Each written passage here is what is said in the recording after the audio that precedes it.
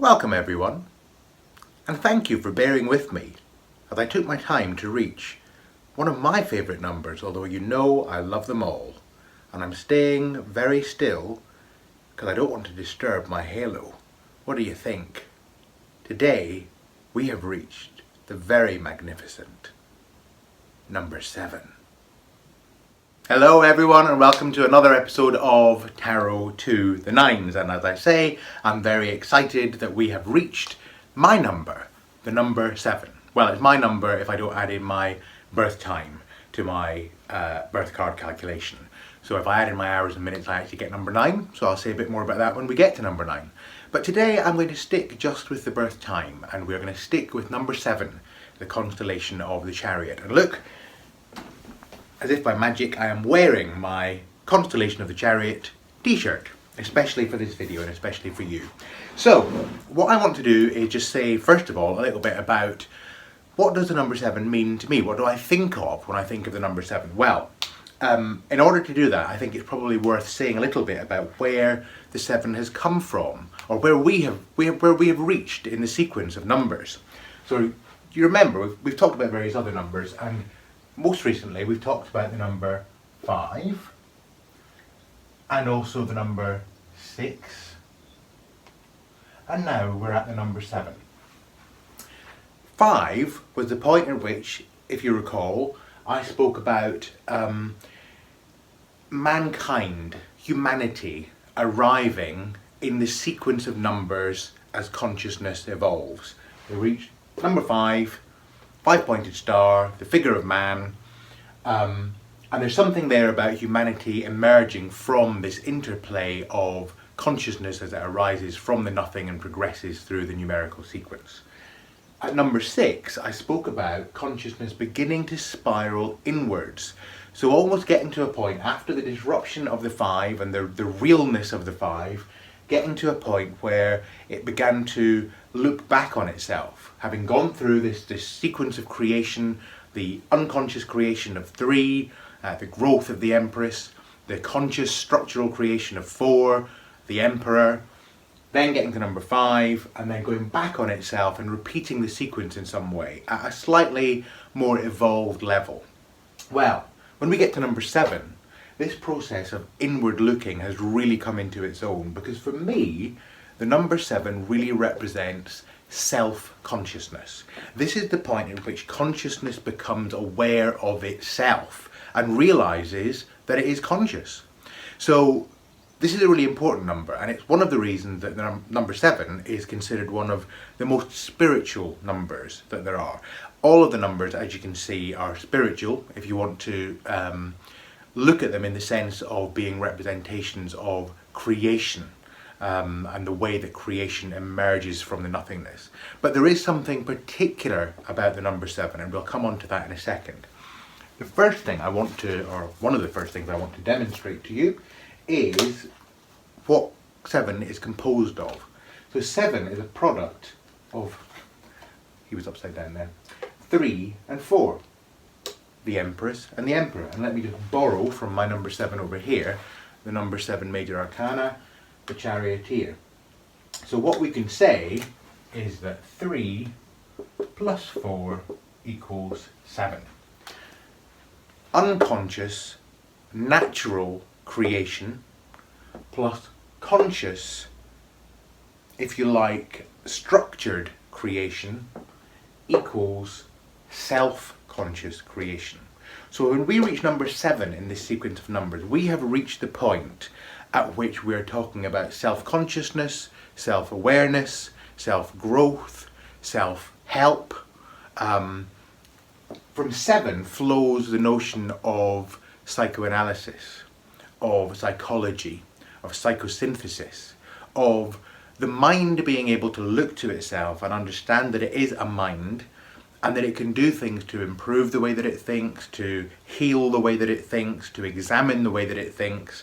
All those things that make us human, that self-awareness that makes us human, for better or worse, because we also know, of course, that self-awareness, as well as being the instigator of a great deal of progress in human evolution, is also the instigator of a great deal of pain and discomfort, because it's in being aware of our limitations as human beings and the slings and arrows of outrageous fortune that we're subject to that can bring quite a considerable amount of discomfort to us, but also gives us the power through that self-awareness to move ourselves forward and to make progress. And for me, one of the things about the charioteer or the chariot card is this combination of obviously being set up for movement. I mean, what is a chariot if not a vehicle? What is a charioteer if not somebody who drives that vehicle and moves it forward?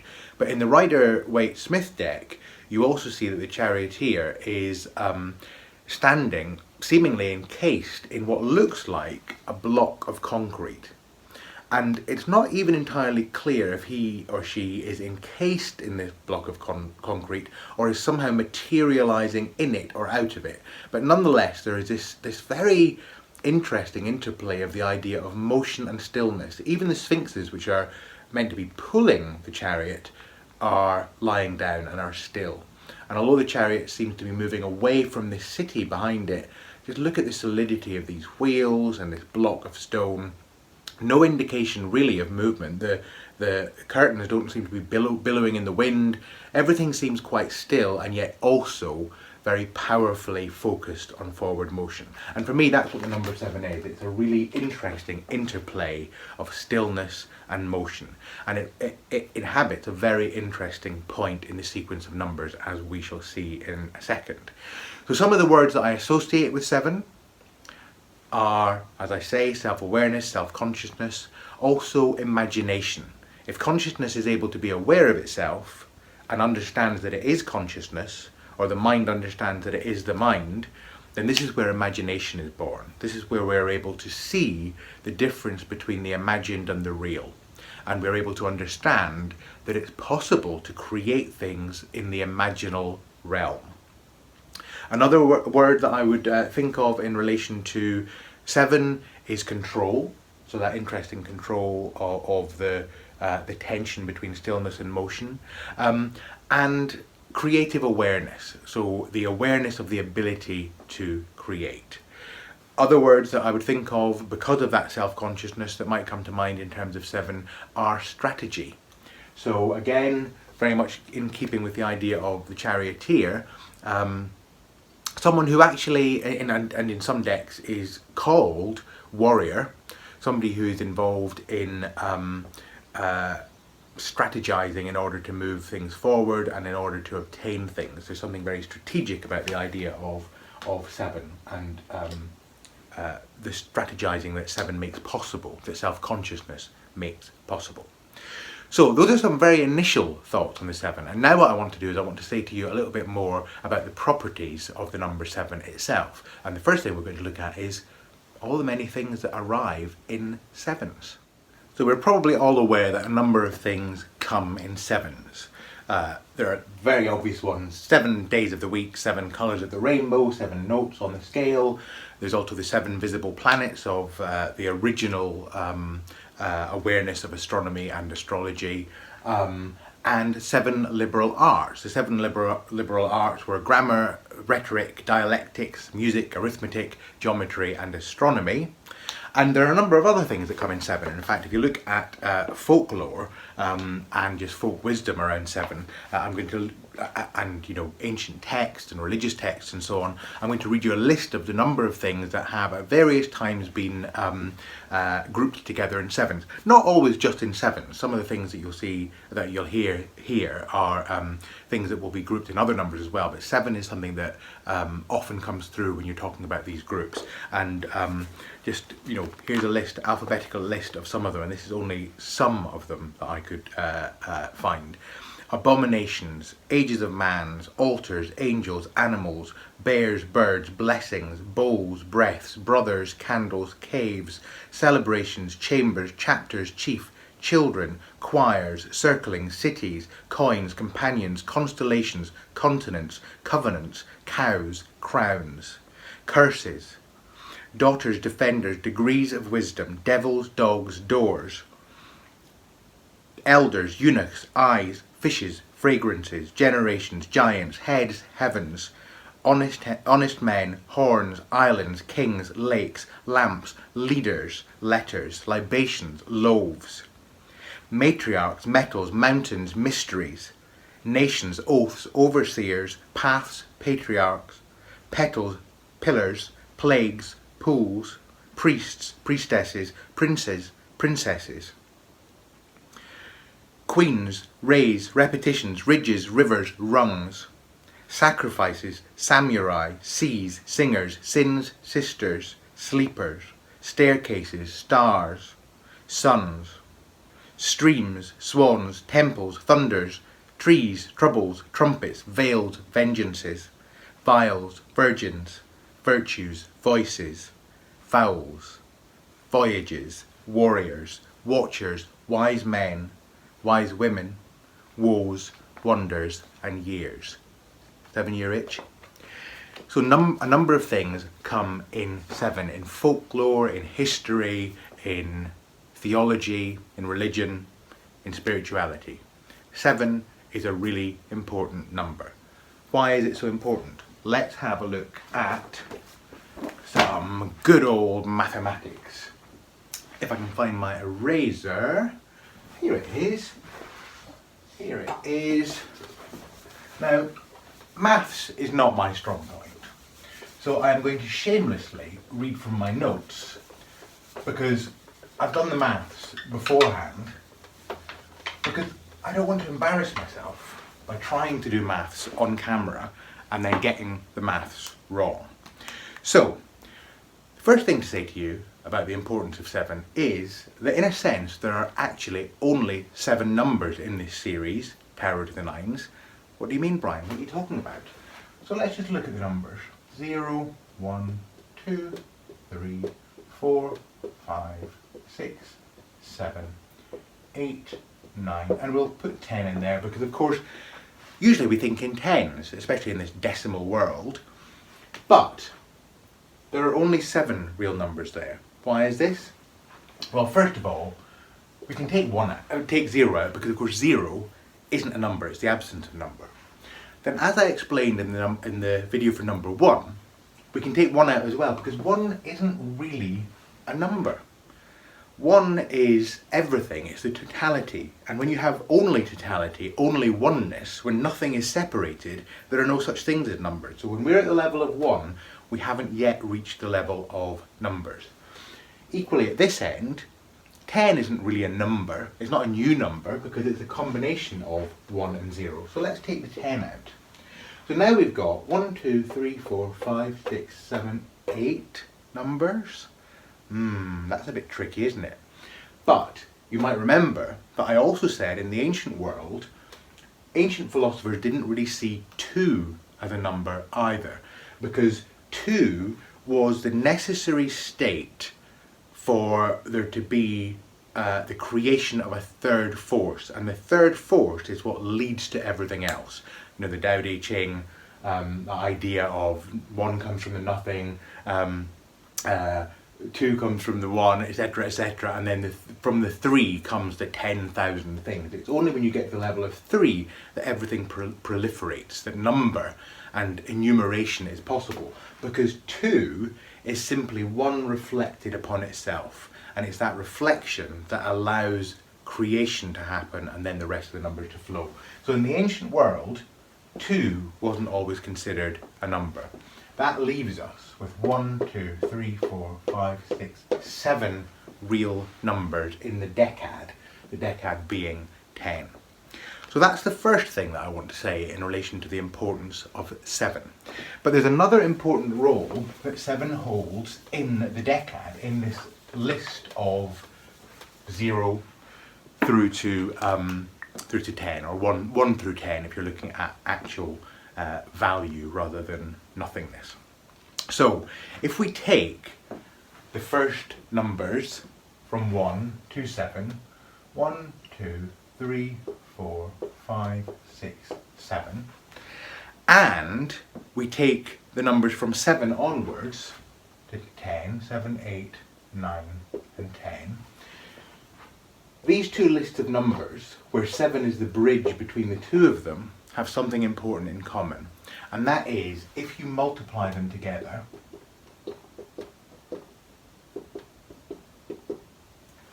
they equal each other. They come to the same value, and that value, by the way, is 5040. So here, 7 acts as a bridge between the two numbers. Now, you can't get this phenomenon of the numbers equaling each other at any other split. I don't know if you can see that because the curtain's in the way. I think you can probably see it, okay. But you can't get this. If you split the numbers anywhere else, this does not hold true. Something else holds true though. If you take the 7 out entirely, so if you take these numbers without the 7, 1 times 2 times 3 times 4 times 5 times 6 and 8 times 9 times 10, they too equal each other. And this time, the number they come to is 720. So here, 7 has been taken out of the equation. So 7 is a chasm. It's a link between the numbers in the decad, and also it's a chasm. But here's something else that's a bit interesting, I think. Is remember we've been doing numerical Pythagorean or cross-sum reduction when we get to numbers that are several digits long. So if you do the cross-sum of this, 5 plus 0 plus 4 plus 0, of course you get to 9. And if you do it here, 7 plus 2 plus 0, you also get to 9. Why is that significant? Because 9, in a sense, is the number of culmination, of totality. It's where we reach the end of the generative process of new numbers. There is no new number after 9 because everything that comes after it is a combination of old numbers. So the number after 9 is 10, which is a combination of the 1 and the 0. So there's something about completeness in a 9. And because the 9 is what's generated from this, it tells us that there's also something of completeness in the 7, and that's why it's such a spiritual number. So it's not the last number in this generative sequence, but it has, in a sense, through its own self-awareness, reached a level of completion that has not yet been seen in the sequence of numbers. There's something else about 7 and completeness that I think is rather interesting, and I'll show you this in a separate video, in a later video, because I think it probably deserves a video all on its own, and that's something called the tarot tableau. When you list the majors in, well, let's start off with the full because it kind of has a life of its own, as we know, it being a no number. And then we list the other majors, the remaining 21 major cards, in 3 rows of 7. 1, 2, 3, 4, 5, 6, 7, 8, 9, 10, 11, 12, 13, 14, 15, 16, 17, 18, 19, 20, 21. Now what you will see when we do this, and we'll do it in the video that I'm going to film at some point, is that there are interesting relationships between the cards in each column. But look what's at the end of the first column, the first sequence, the first cycle of completion. It isn't 9, it's 7. So there's something there about 7 holding a very particularly important place in the sequence of numbers in tarot. There is something complete about 7. There's something fundamentally self-aware about 7, because anything that follows it is to some extent a new cycle. It's one of the ways that the tarot recycles itself, and it does it in other ways as well, of course, but 7 is an important pivotal point. Another little interesting mathematical foible of 7 is that it's, in some sense, it's a number that can create infinity when it's divided into other numbers of the decad. Now, what do I mean by that? If you look at all of the other numbers of the decad, what you find is that they all, at various times, can be divided by each other in ways that result in complete numbers. So if you divide 10 by 5, you get 2. If you divide 4 by 2, you get 2. If you divide 6 by 3, you get 2. If you divide 6 by 2, you get 3. However, if you divide any of the numbers in the decad by 7, you'll find there is no number that gives you a complete number when divided by 7. So 7 divided into any of the other numbers creates a decimal number that goes on and on and on and on. So just looking at the first ones, for example, if you divide 1 by 7, you get 0.142857 and then a whole string of other numbers that follow that. Same with 2 divided by 7, 0.285714 and on and on and on and on. You can do this yourselves with a calculator. You can divide any of the numbers by 7 and you will get an infinite decimal. Now that's not true of dividing numbers in the decad by any other number. All of the other numbers at various points can be divided into other numbers in the decad and give you a complete number. So there is something unique about 7. There's something about 7 that defies compartmentalization, that defies structure and neatness. There's something infinitely introspective about 7. It keeps looking into itself and seeing this vast chasm, infinite chasm of possibilities. There's something very important about 7 in that sense. And for me, that says something about the fact that 7 is at the heart of, we might say creation, and you see that very literally in the sense of, you know, God, I mean literally in the sense of the way that it's characterized in, for example, the Bible. God made heaven and earth, you know, in 6 days, but rested on the 7th. But it took a 7-day cycle for that whole complete creative process to happen. You know, 7 days of the week, 7 colours of the rainbow, 7 notes on the scale. Some people have described 7 as being the key to the geometry of music.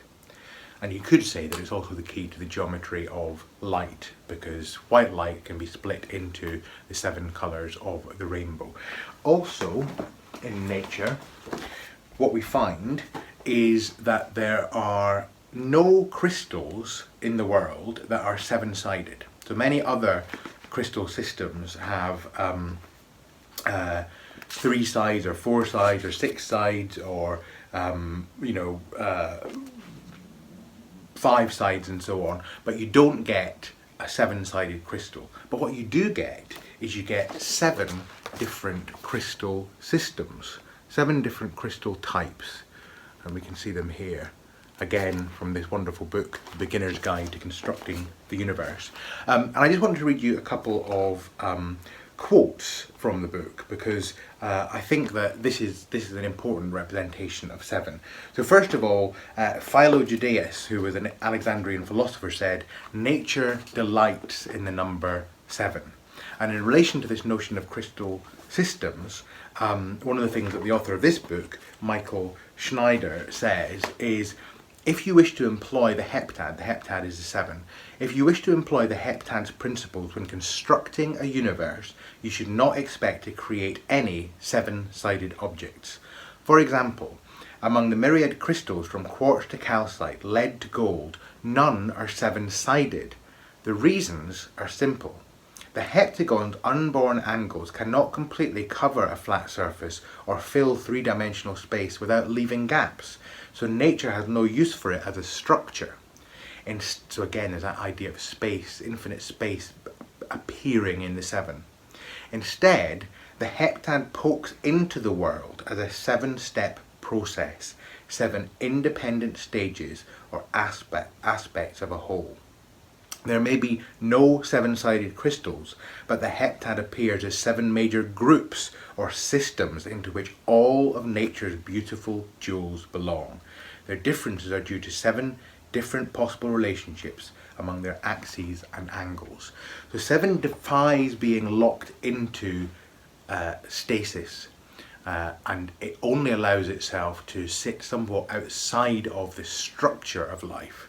But for me, the important thing about 7 is that it gives us a peek into the structure of creation itself, both in terms of the outside world, but also in terms of the inner world. And when you look at any of the traditional, what we might call metaphysical systems that are actually about investigating our inner selves, and I'm thinking here about, you know, traditional astrology with the 7 visible planets, the 7 chakras, the 7 levels of the caduceus, when we have the intertwining snakes and the different levels that happens at. The 7 levels of the Kabbalistic tree of life, if you look at where all the Sephirot are arranged. If you take the invisible Sephirot Dath out, you'll find there are 7 levels of Sephira in the tree of life. So in some senses, 7 is a number in which the inner world and the outer world intersect. And actually, what I think is rather interesting is in the way that 7 is written, well, certainly in the way that I write it, because my handwriting is so terrible, I have to be careful to make sure that I differentiate 7 and 1. I write the 7 as follows: the outer world with the inner world intersecting it. Here's where we are. Here's where you are. Whether you're a number 7 or not, this is where you are. You are a time-bound, space-bound point in the infinite. In other words, you are the infinite. But you're appearing as you now. I'm appearing as me now. But as the numbers in tarot, and as the sequence of numbers in tarot shows us, we're all emanations of the whole. And the 7 reminds us of that, because the 7 is the point at which we have become aware of it. Now, onto the cards. You know, in some ways with this series, I'm finding that the less I say about the cards themselves, the better almost, because I think more meaning can be gleaned from understanding the process of numbers. The meanings of the cards are things that we can look up in any tarot book, and I know that you'll be developing your own ideas and meanings of the cards as you go through, and as you think about what you've already learned about tarot and you apply what you're learning about number, I hope, from this series. But I will just make some observations, because we are talking about the constellation of the Chariot and the number 7s, both in terms of what they mean for our birth card meanings and also what they mean in relation to their place in readings. So let me start with the minors. Now, I've mentioned that the 7 for me is all about self-awareness, or one of the things that it's about. The major thing that it's about is self-awareness, consciousness, becoming aware of itself.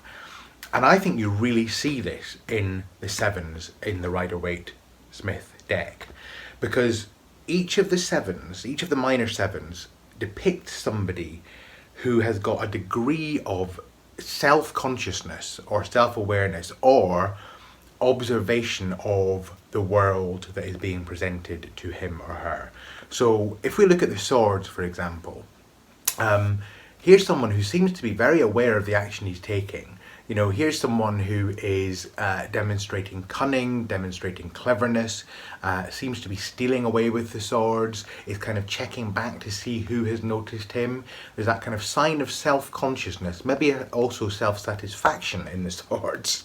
And because the swords, of course, are about the mind, that kind of mental faculty, here's a really clear indication of someone who is carrying their mental capacities in a way where they are not oblivious to the fact that they're doing so. So there's something here about the 7 of Swords indicating awareness of our own mental state. Now the 7 of Swords is often associated with cunning and conniving, actually, in tarot, but it doesn't have to be. If you look at the 7 of Swords in some other decks, I think in the Druidcraft, for example, it shows an elderly gentleman with 7 swords stacked up in a room where he's writing. And there's nothing in his demeanour that would say cunning or conniving. Actually, it would say something about studiousness. So I would just say to you, we don't need to see the 7 of Swords always as negative, but we do need to see it as an awareness of self, a self-awareness of our mental abilities. In terms of the 7 of Cups, what we see here, or could be seeing here, is someone who is fantasizing about a whole range of different possibilities and is examining his or her imaginal life, is looking at things that are in a sense not real, but have a kind of dreamlike quality to them. And of course the cups is about emotions. So here is the idea of examining our emotional selves, but also having to be aware that some of the things that we observe and examine within ourselves are false creations, are not real, and in some cases might even be harmful. So there's something there about possibility, but also possibility in the sense of good possibilities, but also in the sense of negative possibilities. You know, do you find a horn of plenty or a kind of strange dragon-like creature when you look in the cup? You know, do you find the person of your dreams, or could it be the person of your nightmares? You know, do you find your castle in the sky, or do you get bitten by the snake? So in other words, endless possibilities, but self-aware of those possibilities. 7 of Cups. 7 of Rods. Here we see someone who is aware of competition. This is possibly someone who's fighting hard to stay on top, aware that in order to stay on top, they need to take action and they need to beat back competitors. So there's something there about awareness of status, keeping an eye on your enemy. And Wands, of course, being about your intrinsic creative, passionate self, the kind of driver of what makes you you, understanding that the you believe yourself to be requires quite a lot of upkeep. So this personal facade that we put up, for good or ill, is something that we need to maintain. So there's something about the individualized self being a positive thing in the sense of being able to make its way in the world, but also bringing with it certain limitations and certain considerations that are actually, or can be, quite a burden. So that is 7 of Cups. And then the 7 of Pentacles, what we have here is perhaps an indication of pride in work well done. I need to look after the work that's been done, contemplation of work that's been done, a consideration of work that still needs to be done, an overview of our material possessions. Again, awareness, a kind of, this is what I have, and I'm aware that it's what I have, and either I can rest on my laurels and just let it be what I have, or I can protect it or look after it or generate more of it. But this idea of self-awareness and observation of the fruits of one's labours. So in all of the minors we see that sense of self-awareness, self-observation, and contemplation and awareness of our actions. So the constellation in terms of the majors, I've mentioned the Chariot already, the end of the first level of the majors. There's the obvious connotation because of the charioteer and the warlike kind of connotations. There are connotations of victory, of triumph, of authority. Something about mastery of the self, that kind of mindful stillness in the middle of motion, but also that kind of armoured approach. Someone who is wearing armour, is encased in a chariot, is guarded by these sphinxes, has got insignia, is wearing a crown, is somehow self-contained but also cut off from the rest of the world. So there's something there about mastery of the self, but perhaps also the isolation of the self. And as I've said before, this combination of stillness and motion. And then of course we have the other card in the constellation, the problem card of the Tower. Now this is the card, I am well aware, that when this comes up in readings, you know, you can see people turn several shades paler because they see the Tower and they think it means disaster. Well, in a sense, you could argue that it does mean disaster. Disaster is literally translated as being torn from the stars.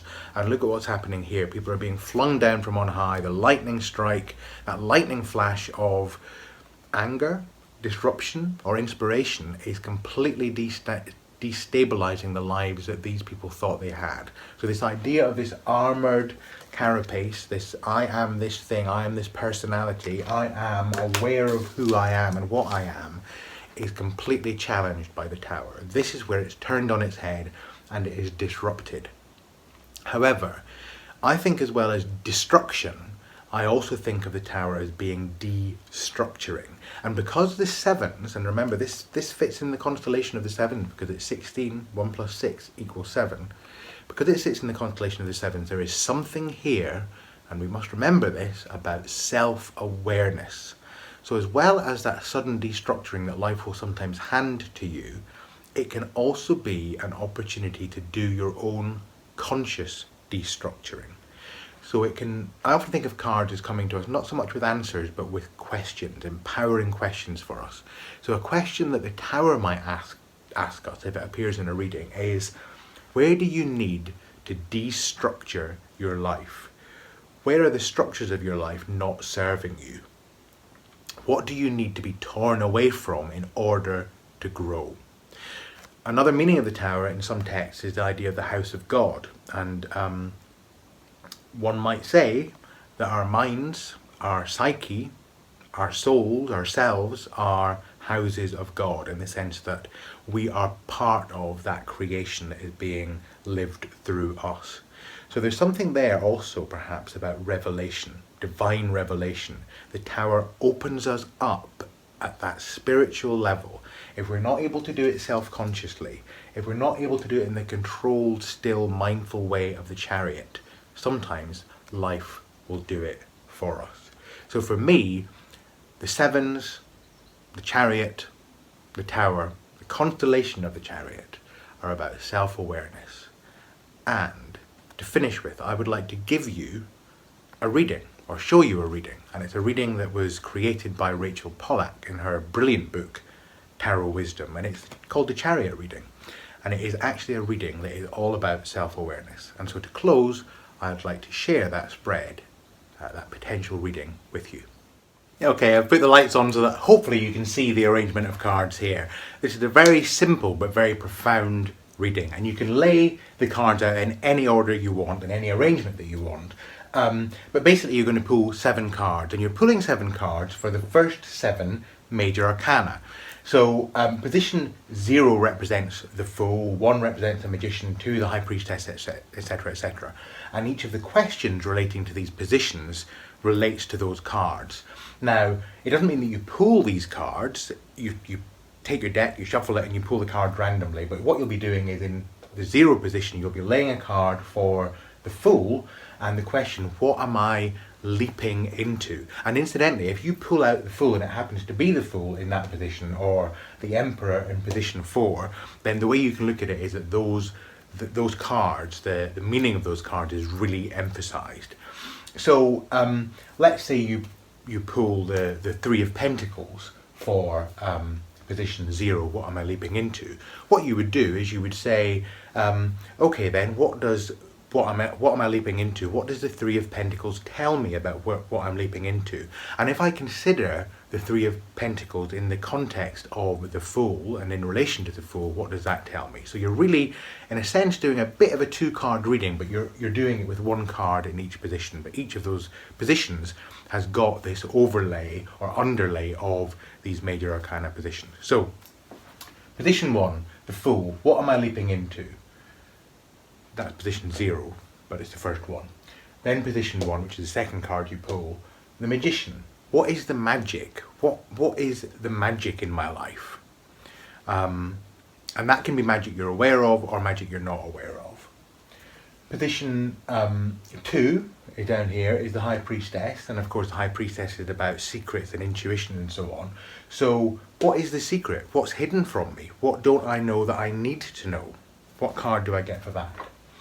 Position 3 is the Empress. What's my passion? What is it I love? What is the energy that needs to come out of me? That's position 3 for the Empress. Position 4, the Emperor. What are the rules? And that might be rules that are rules you're aware of or rules that are unspoken and unwritten. Position 5, the Hierophant, you pull a card for that, and that's to answer the question, what's my path in relation to all of this, in relation to life? What is my path? Position 6, the Lovers, that's about expression and how I express my passion. So you've already pulled the card for your passion in position 3 for the Empress. So this time in position 6 for the Lovers, you're pulling a card that's answering the question, how do I express that passion in my life? And then finally, right here in the middle, our dear old number 7. This is a card for the position of the Chariot. And the question there is, where am I heading? Question mark. Where am I heading? So that is the Chariot spread from Rachel Pollack, and it's from her book, let me just grab it here, this wonderful book, Tarot Wisdom, highly recommended. So remember, pull 7 cards. You don't need to arrange them in this configuration, you can just arrange them in a list. First card, what am I leaping into? Second card, what's the magic? Then what's the secret? What's my passion? What are the rules? What's my path? How do I express my passion? And where am I heading? And you can look at the cards that you've pulled, and as well as reading them each individually for each of those positions, you can look at them as a whole, and you can ask yourself, what does it tell me? And here's a little addition of my own. Once you've done this, you can take the numbers that you get for each of these positions. So let's say that was 3 of Pentacles, that was 4 of Swords, that was 6 of Wands. You would add those numbers together, including any majors you get, and if you get a court card, you would count the Page as 11, the Knight as 12, the Queens as 13, and the Kings as 14. And you'd add the numbers together, you'd get a total, you'd cross sum it, you'd reduce it until you get a number that represents a number in the major arcana. In other words, a number between 1 and 21, or 1 and 22, 22 being the Fool. And then that gives you another number. And you might say that that represents the heart. What's at the heart of the reading? You've done a reading, a Chariot reading, to answer these questions about your life, about your self-consciousness, your self-awareness, and you've got some interesting indications from all those cards. And then you add them up, and you get what's at the heart. So I would love to hear from you if you do this spread, or indeed if you invent your own spreads in relation to this, in terms of self-awareness and self-consciousness and the constellation of the Chariot. I would love to hear from you exactly what you experience and what it means for you. And I hope that this has been helpful as an overview of the very deep, very rich, very interesting, marvellous number 7. And I'll see you again very soon. Take care. Bye.